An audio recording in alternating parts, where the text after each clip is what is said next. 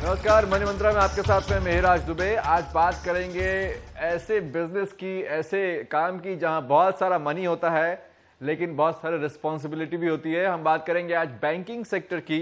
क्या banking sector Bharat के लोगों के लिए अच्छा काम कर रहा है? आने वाले सालों में बैंकिंग कैसे रीडिस्कवर होगी, कैसे अपने आप को बदलेगी भारत की बदलती हुई जरूरतों के लिए? ऐसी बहुत सारी बातें करनी है। और खासकर क्या बैंकों से भारत के, जिसको हम भारत कहते हैं, रूरल इंडिया को फायदा हो रहा है या नहीं? हमारे साथ खास मेहमान जिस मुद्दे पर सोच रखते हैं, उन राय रखते हैं, मैं आपको मिलवा रहा हूं। मेरे दाहिनी ओर अशोक के Agarwal, director mint strategy advisor से। हमारे साथ हैं Nirupama Soundararajan, additional director head banking and finance FICCI से। हमारे साथ दिल्ली स्टूडियो में है US Bhargava, former chief general manager from Punjab national bank. और हमारे साथ मुंबई से जुड़ रहे हैं Ravi Narayanan, senior executive vice president branch banking, HDFC bank. और सबसे पहले भार्गव साहब, आपसे जानना चाहेंगे कि इतने साल हो गए प्राइवेट बैंक्स को आए हुए भारत में, क्या वो हुआ जो होना चाहिए था, जो उम्मीद थी? बैंक्स कहां से कहां आ गए हैं और बहुत आगे आ गए हैं बेशक, और बहुत सारी हमारी जिंदगी के बहुत सारे पहलू बदल दिए हैं। पासबुक में एंट्री कराने के लिए लाइन में हम लगते थे कोई 10-12 साल पहले, लेकिन अब हड़ताल हो नहीं हो हमें कोई फर्क नहीं पड़ता। तो it's a long way we have come to. लेकिन क्या फिर भी जो जरूरतें थी, जो भारत को एम्पावर करने वाली बातें थी, वो क्या वो फुलफिल हुई है नीड्स? महाराज जी, इससे अपेक्षाएं तो बहुत ज्यादा थी और इसमें कोई संदेह नहीं है, कुछ अपेक्षाएं पूरी हुई हैं, लेकिन बहुत सारी अपेक्षाएं जो पूरी नहीं भी हुई हैं। जैसे मैं ये कह सकता हूं कि सबसे बड़ा जो काम हुआ है प्राइवेट बैंक्स के आने से, वो एक कंपटीशन जो बढ़ा है, उस कंपटीशन के बढ़ने से जो टर्म्स कंडीशंस है जिनके ऊपर बैंक से डील कर सकता है कस्टमर, उनके अंदर इम्प्रूवमेंट आया है कस्टमर के फेवर में। और इसी प्रकार से जो सर्विस की क्वालिटी है उसके अंदर फर्क आया है। और एक सबसे बड़ा ये जो परिवर्तन आया है वो है IT के यूसेज का।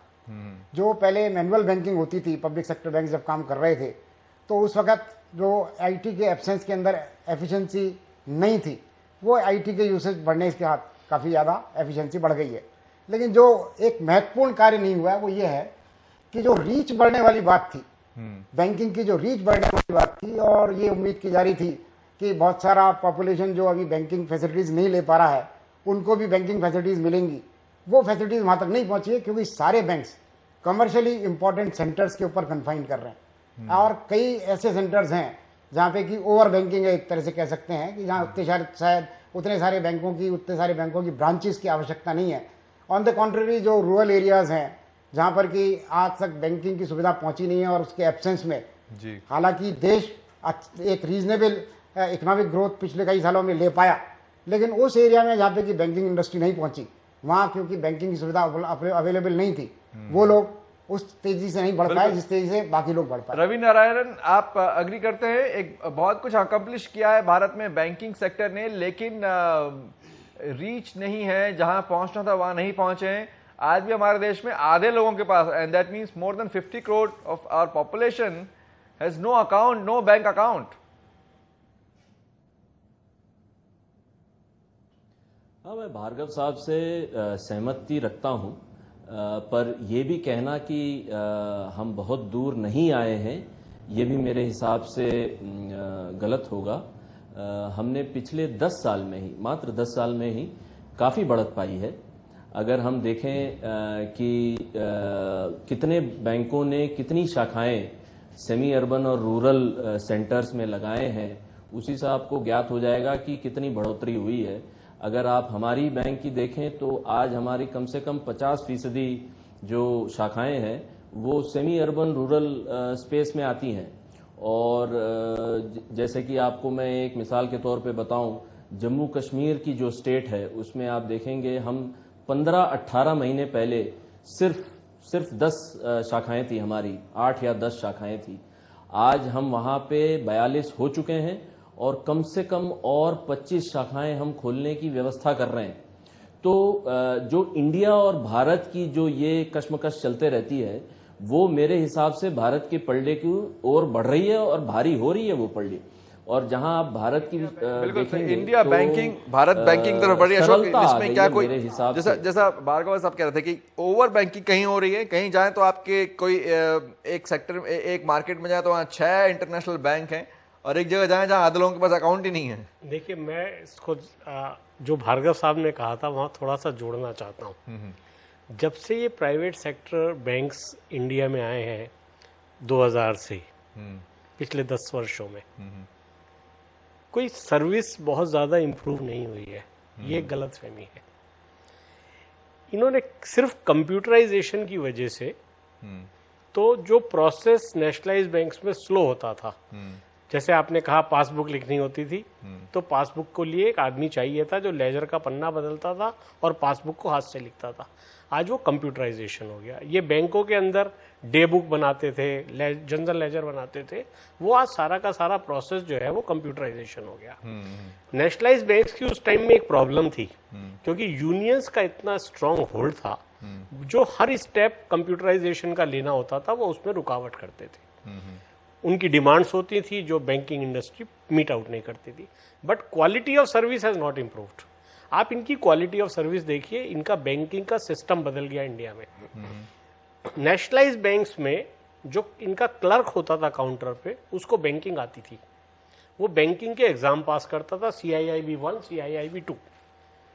जो इनके मैनेजर्स होते थे, डिप्टी मैनेजर्स होते थे, वो बैंकिंग के लॉस को समझते थे, बैंकिंग के प्रोस एंड कॉन्स को समझते हैं। With due respect to mister Narayanan, आज इनका जो कॉन्सेप्ट है, इन्होंने सेल्स ऑफिसर्स और मार्केटिंग ऑफिसर्स ब्रांचेस में बैठा दिए। उसके बैठाने से क्या हुआ, वो तो डॉटेड लाइंस पे काम करते हैं। बैंकिंग डिसीजन बैकएंड हो गया है। ये जो है ये रिटेल आउटलेट्स बन गए हैं, जहां पर इन्वेंट्री जो है वो फीड की जाती है, और जो स्टोर मैनेजर है वो इन्वेंट्री के बेसिस के ऊपर अपना डॉटेड लाइंस पे काम करता है। निरुपमा, यू एग्री कि ये बैंकिंग सिर्फ एक टेक्नोलॉजिकल चेंज है, सर्विस चेंज नहीं है, एम्पावर नहीं हुआ है मामला? Not quite agree. I would beg to differ a little. बात ये है कि I think in terms of private sector banks हो या public sector banks हो, उनका अपना USP होता है। Public sector banks अगर आप देखेंगे, पहले से ही उनका स्ट्रॉन्ग होल्ड कस्टमर एंगेजमेंट हुआ है, रिलेशनशिप हुआ है, और जिनके पास पब्लिक सेक्टर बैंक्स में अकाउंट्स हैं वो सालों सालों से हैं। प्राइवेट सेक्टर बैंक्स में एडवांटेज ये होता है कि आप अगर कस्टमर की साइड से देखेंगे, कन्वीनियंस एक बहुत बड़ा चीज होता है। तो टेक्नोलॉजी लेकर आने से एक तो कन्वीनियंस ज्यादा हो गया, दूसरी बात यह है कि जब प्राइवेट सेक्टर बैंक्स आए हैं, उनके पास बाकी सर्विसेज जो है, वो म्यूचुअल फंड्स हो या इंश्योरेंस हो या गोल्ड कॉइन्स हो, that trend started probably earlier with private sector banks, which is maybe why there is a slight perception difference. Today, even your public sector banks are actively doing that. But I would think it is more in that context. But customer engagement, I will say one is because of technology adoption. Processes जो होता है probably get done faster with private sector banks than public sector banks. So adoption rate उसमें थोड़ा different होगा. But उसमें से ही I think customer engagement starts with easing the process. India's #1 news app just got even better. Download NDTV's new app. Fully optimized for retina display. Full screen view. Faster response time. And Sudoku. NDTV's new iPad app. Download now.